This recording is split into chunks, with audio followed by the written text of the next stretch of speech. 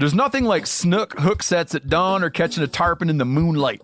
Find your next fishing trip made easy on fishingbooker.com and experience the magic of the Sunshine State or any other destination on your fishing bucket list.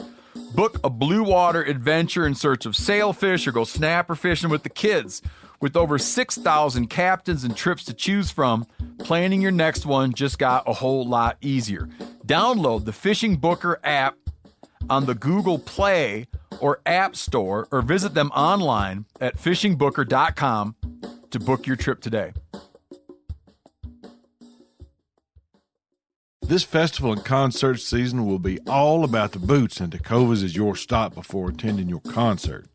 All Tecovas boots are made by hand in a time-honored tradition with timeless styles that are always on trend.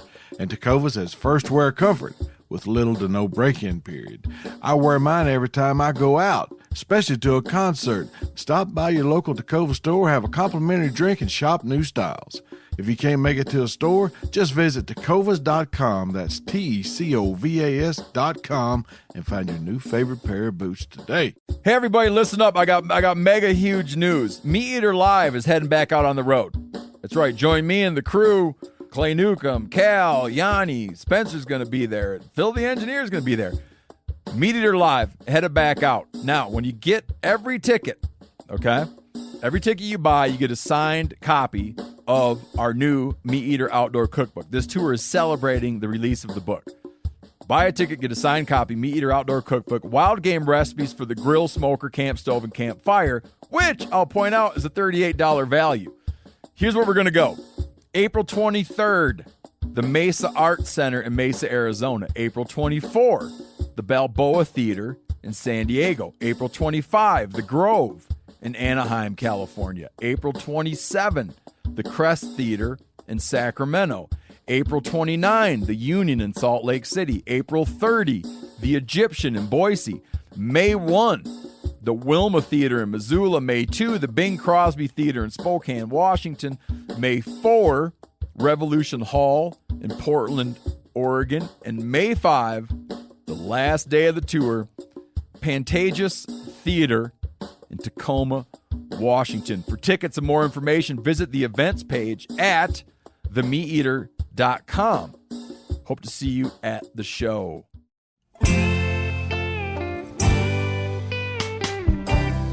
Welcome to This Country Life. I'm your host, Brent Reeves.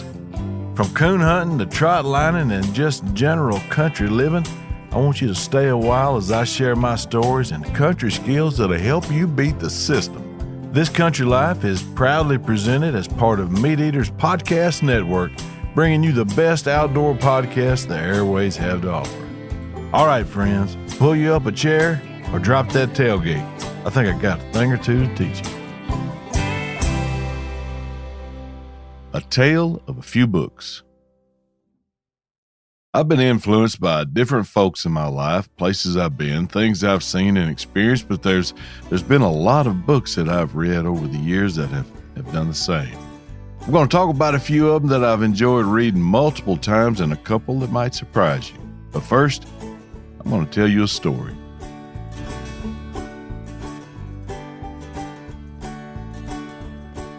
The alcove at the back of the church sanctuary was where the cool kids sat on Sunday morning.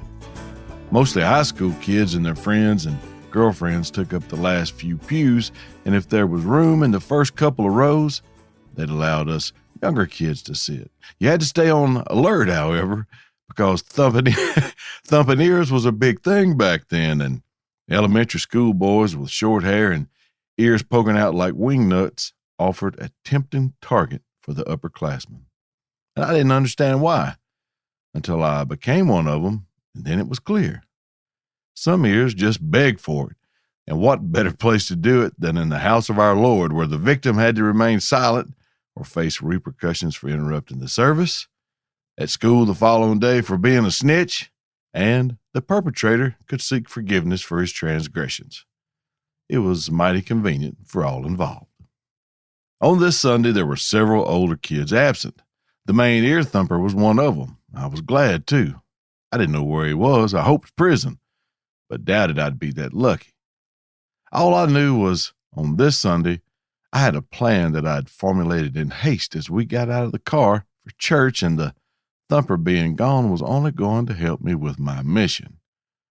I was 12, wearing a coat and tie, and in the sleeve of my suit coat, the latest issue of Field and Stream was wrapped around my forearm, hidden from everyone except me and Jesus. I was reading it when I left the house that morning, all the way to town from the farm, and just before we pulled into the parking lot, I decided to take it with me. While everyone else was listening to the sermon, I'd be reading Gene Hill talking about quail hunting. We still had quail back then in southeast Arkansas, and quail were mentioned in the Bible. That's how I justified it in my head that reading an outdoor magazine in church wasn't a bad thing. Twice, the good Lord saved the Israelites by giving them a big mess of quail to eat. And the fishing articles, well, those fishers of men that were the apostles, 4 of them started out as fishers of fish.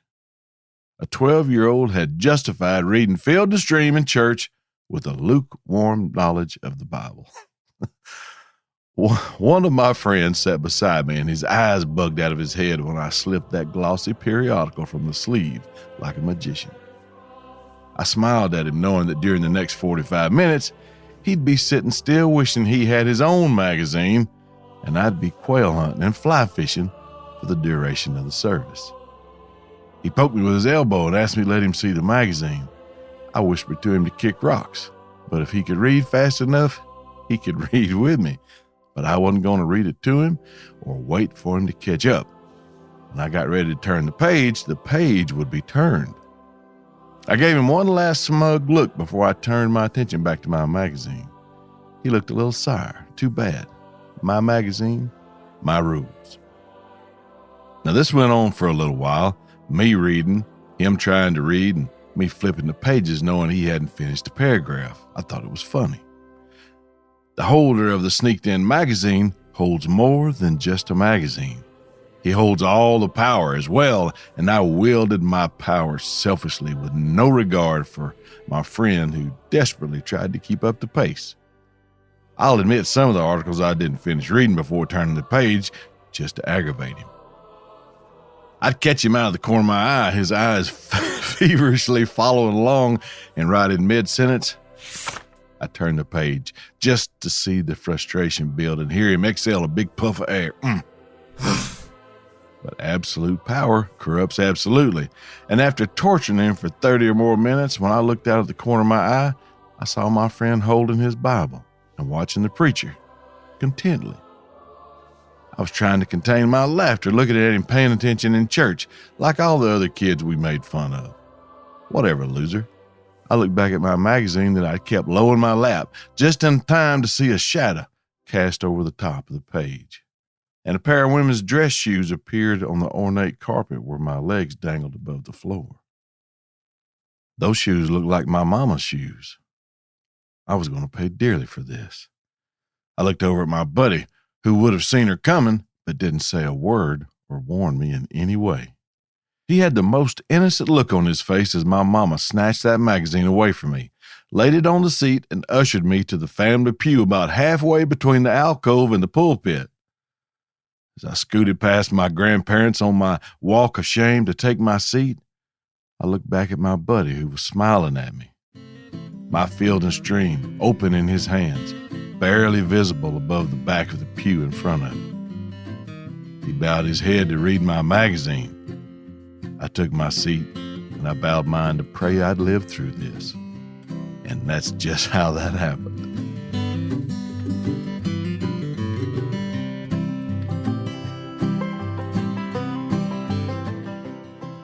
Literature was my favorite subject in high school, along with girls, agri, forestry, girls again, and football. In high school, if you took agri, you had the option to join the FFA, the Future Farmers of America. To join, you had to go through a week of school-sponsored hazing at the direction of the upperclassmen. It wasn't demeaning or dangerous, just a rite of passage. During that week, the pledges were known as green hands, and for a week you had to wear a cardboard-painted green hand pinned to your shirt. A spiny pine cone adorned a hay string necklace that you wore around your neck. Your shirts were worn inside out. and along with the pockets of your blue jeans or your overalls. A myriad of silly requirements and meaningless tasks that Green Hands endured the week to be counted when Friday came as a full-fledged member. Now, everyone who wanted to participate did so, and no one complained. I loved it. We went on field trips and FFA-sponsored contests at in-state colleges, summer camps, and got to get out of school and out of town, off the farm, to see things and go places that at the time were a big deal, like the State Fair Rodeo and similar activities. But English class, especially literature and composition, man, that was my favorite. I lived Agri class. My life was the same as a FFA-sponsored field trip every day. The only added bonus to actually being in FFA was getting to witness it somewhere else. In fact, some of those FFA field trips when I was in school was at our farm. Like the time I raised catfish through a study sponsored by the Extension Service. I promise this episode is about literature, but let me tell you about this project first. The University of Arkansas System Cooperative Extension Service is a statewide network associated with the University of Arkansas's Division of Agriculture.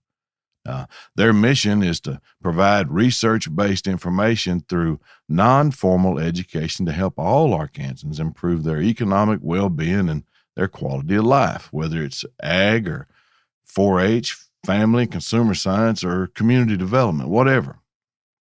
They're with the government, and they're here to help. But when they say it, they actually mean it.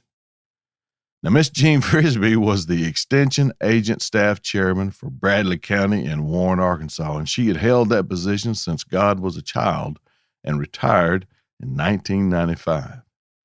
Her specialty was home economics, and she'd greet me every morning on radio station KWRF when I stayed at my grandparents' house in town. I'd be sitting at the table eating breakfast, and here'd come Miss Jean with, "Good morning, Mr. and Mrs. Homemaker. It's time for your second cup of coffee." Then she'd expound on whatever her topic was for the day on her program. But the Extension Service was doing a fish farming study around commercial catfish farming. They supplied the material to build a floating cage similar in looks to a shark cage with styrofoam floats supporting a 2x4 framed mesh enclosure that the fingerling-sized catfish swim around in. Now, the county agent, Mr. Paul Cooper, helped me build it, and I fed them according to a strict schedule. I made notations on a daily log, and after a period of time, several months if I remember correctly, another extension agent involved with the project came to the farm. My forestry class came out for that trip, and we took samples from the enclosure, weighed and measured them, and that was it. Then all the fish were mine. I turned a lot of them loose in the pond, but kept some in a cage, and any time for several months afterwards that we wanted to mess a catfish, I'd just go down and dip up another for supper. Kind of like what Tim and I do now in the Arkansas River, except that project was a lot easier. Anyway, as many places and trips I took physically during school in FFA or any other class that afforded me the opportunity to step on a bus and go somewhere, none compared to English class. In there, I traveled to any place I wanted to go and some I was told to go, and I never left the schoolhouse.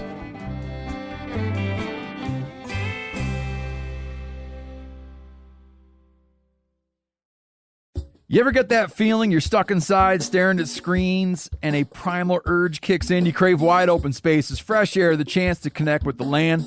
Well, maybe it's time to find your own piece of the wild, but searching for property can be a maze. That's where Land.com comes in. They got millions of listings across the country, from mountain ranches to hidden fishing holes. Their search tools are like a seasoned guide helping you narrow down what you want. Land.com isn't just about buying and selling. It's about finding a place to hunt, fish, explore, or simply sit by a campfire and listen to the crickets. So head over to Land.com today to turn one day into today, because trust me, there's nothing quite like the feeling of standing on your own piece of earth. There's nothing like snook hook sets at dawn or catching a tarpon in the moonlight.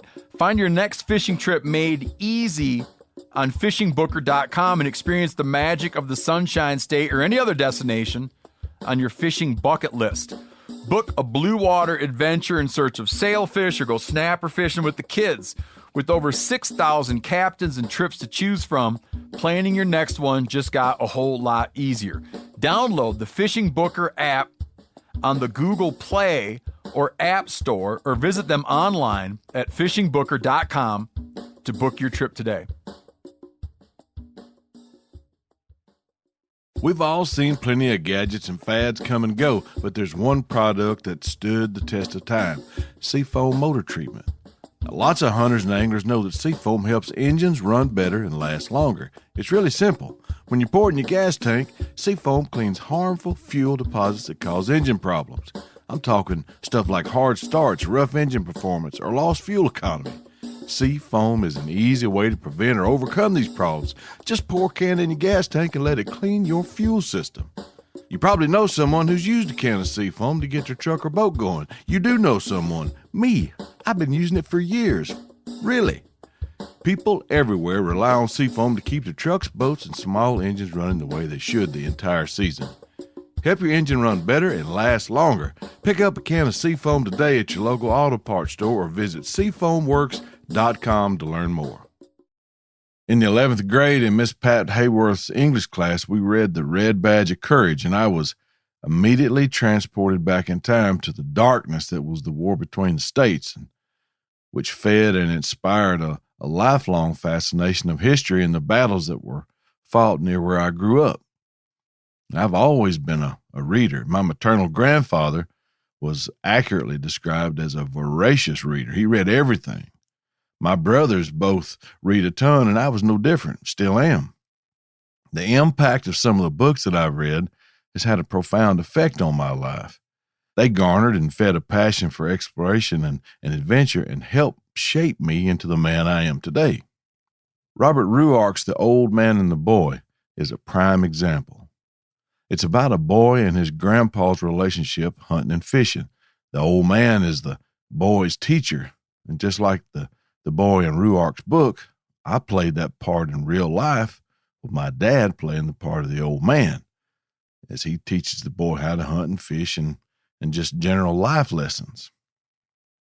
He teaches him conservation, responsibility, and stewardship of the resource, all things I was taught at an early age. That book is profoundly good on several levels. It first ran as monthly articles in Field and Stream magazine and was compiled as a book afterwards in the late 1950s. I first read that book in high school. The best part about reading a book so young is that when reading it now, I get to see that story from the old man's point of view. When I first read it, I only had one frame of reference, and that was from the boy. Here's a couple quotes that have stuck with me over the years. Any time a boy is ready to learn about guns is the time he's ready, no matter how young he is, and you can't start too young to learn to be careful.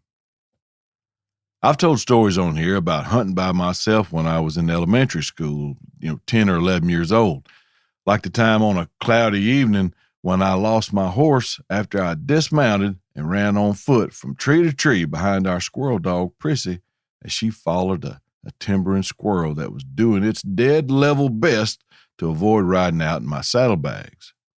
Once I finally got him shot out of a tree, I realized that I didn't know which direction I'd been running and what way to walk out to get back to my horse before dark. I told Prissy to go find my horse, and in short order, she did just that, running slap out of sight in the opposite direction I thought I'd come from after circling tree after tree looking up trying to find that running squirrel. She barked about 100 yards away, and when I got to her, she was standing on a stump beside my horse.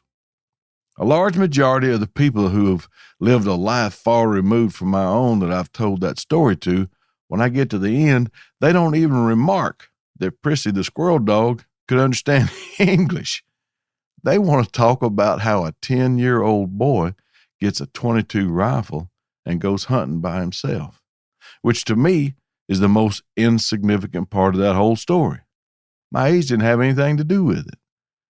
I was taught from the beginning about gun safety, It was like learning to walk or tell time.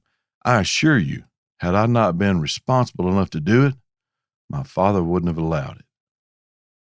Here's another quote from that book. A gentleman starts down at his boots and works up to his hat. A gentleman is first of all polite.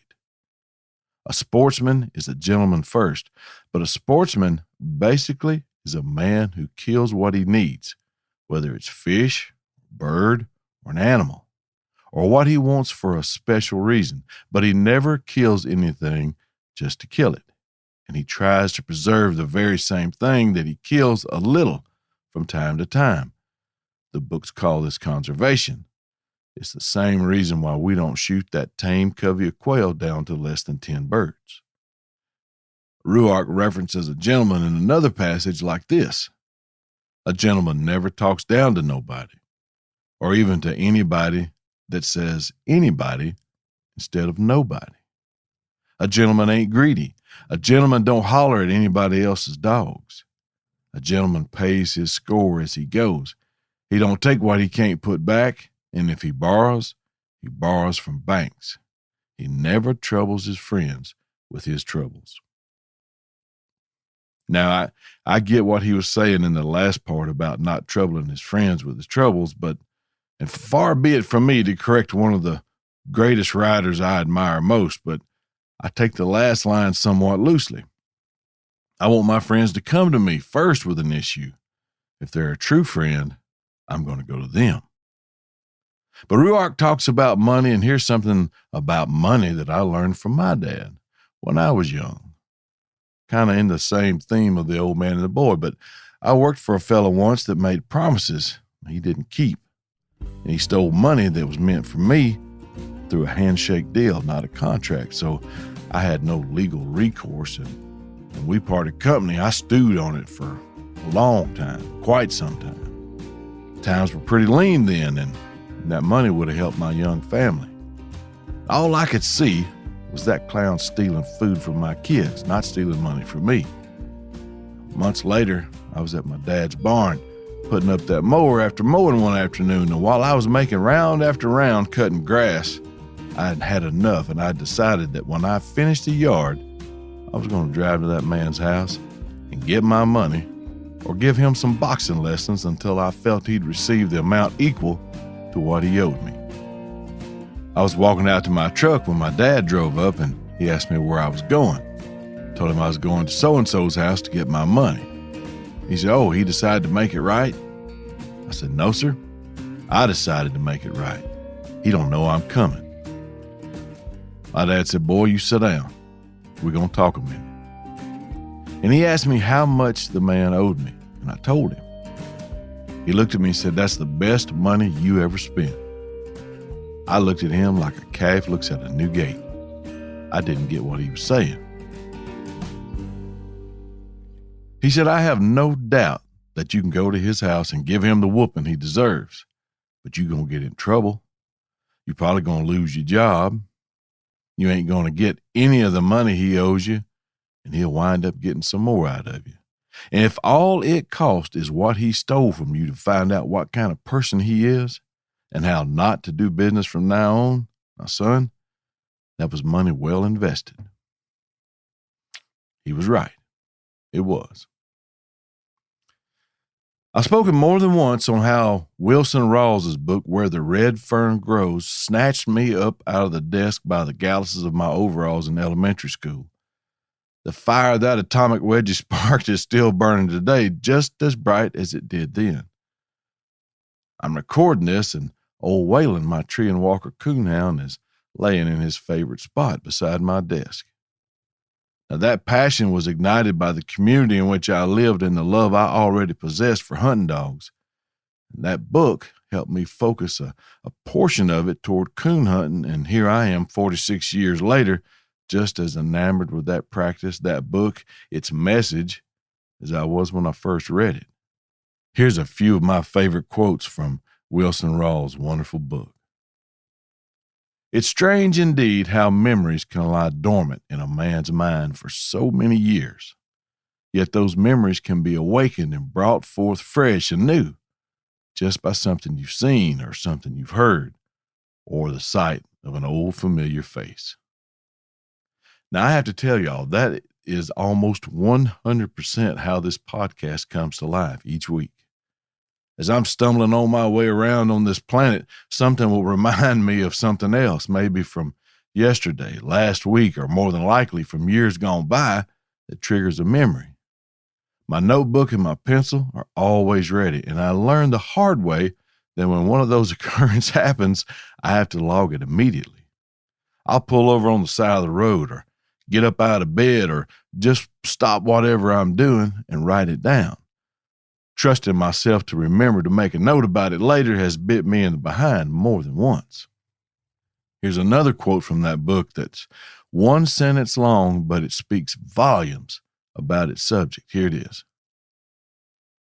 I've learned that a hunting dog smells like a dog, and a sleeping dog smells almost human. Now, I read that, and to me, it's looking at the same thing with two sets of eyes, seeing the totality of what you're looking at. I think a lot of that ability comes from stacking birthdays on top of one another. There's nothing more peaceful than a sleeping dog, and I'm looking at one right now. That book is about a boy, but it's told from a narrator's perspective of looking back as an adult. And Mr. Rawls' statement was more about how his heart saw his dogs when they were hunting than at rest. It described the bond he had with his dogs. Heck, it describes the bond I have with mine right now. I get emotional thinking about it. What better way to spend your time than with something that loves you unconditionally? You won't find that represented any more clearly than a four-legged family member that doubles as a good hunting dog. Now, I can't say that I learned all that from reading Where the Red Fern Grows, but I can tell you that book helped me understand and put a voice to what I was feeling. My favorite of all is this one. People have been trying to understand dogs ever since the beginning of time. One never knows what they'll do. You can read every day where a dog saved the life of a drowning child or laid down his life for his master. Some people call this loyalty. I don't. I may be wrong, but I call it love. The deepest kind of love. It's a shame that people all over the world can't have the kind of love in their hearts, he said. There would be no wars, slaughter or murder, no greed or selfishness. It would be the kind of world that God wants us to have. A wonderful world.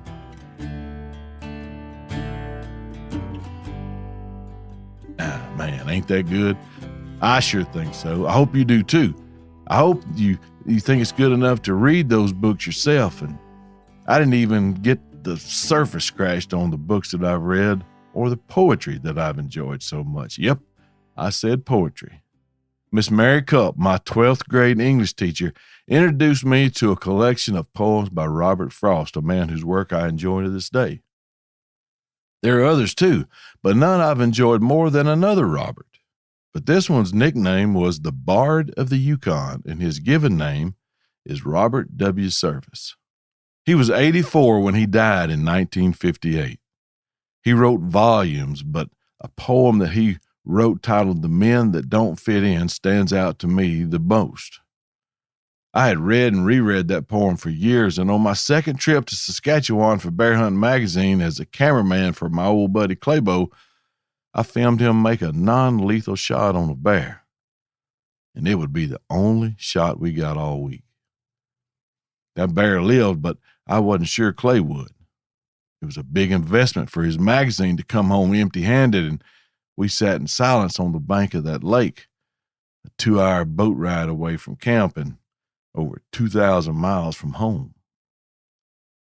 Clay was feeling defeated, disappointed in himself, and I'm sure wondering if what we were doing was what we were supposed to be doing. Now, that poem came to mind as I looked for something to cheer my friend up.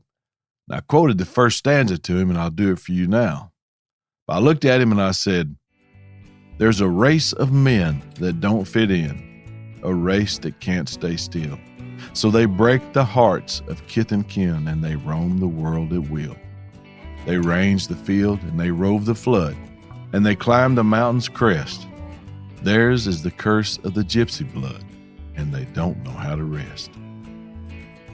I followed that up with, we were there because that was where we were supposed to be, and we were doing the things that we were meant to do. Whatever comes of it, comes of it. Nothing more, nothing less. He gave me that old thanks pal fist bump, but it was still a long ride home.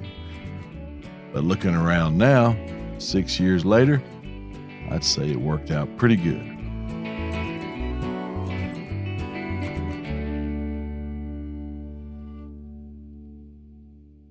The turkeys in Mississippi for me were quite challenging, to say the least. After finally hearing a couple and messing with one most of the morning of my hunt, me, Keith, and Jordan heard one of them get sent to glory less than 150 yards from where we sat. That shut our turkey down and put me in the highway headed home. Next stop, Missouri, and hopefully better luck. I thank y'all so much for listening, and good luck in the turkey woods and the catfish water. I'm about to jump on them both with all 4 feet. Until next week, this is Brent Reeves signing off. Y'all be careful.